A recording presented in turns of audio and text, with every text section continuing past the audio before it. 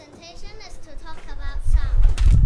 Sound is really important in our lives. If there is no sound, we can't talk to people.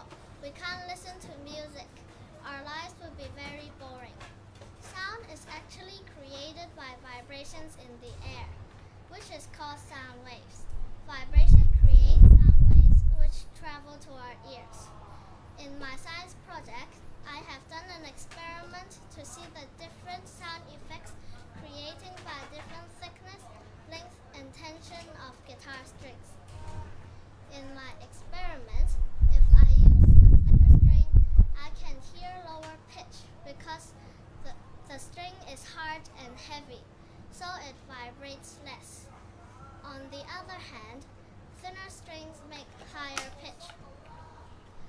Also in my experiment, if I use a longer string, I can hear lower pitch because the wavelength is twice the length of the string.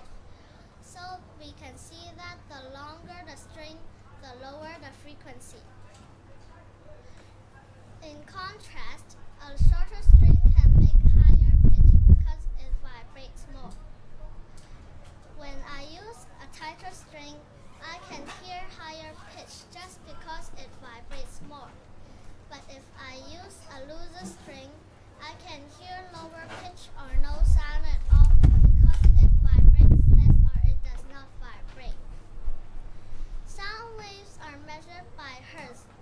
I use an iPhone app to record and measure the sound waves during my experiment. In my science project, my hypothesis was right. I learned that thicker strings, looser strings, and longer strings make lower pitch, while thinner strings, shorter strings, and tighter strings make higher pitch. Now I know more about sound. I like doing experimental projects because it is fun to design and set up an experiment. However, I need to be very careful and patient while I am changing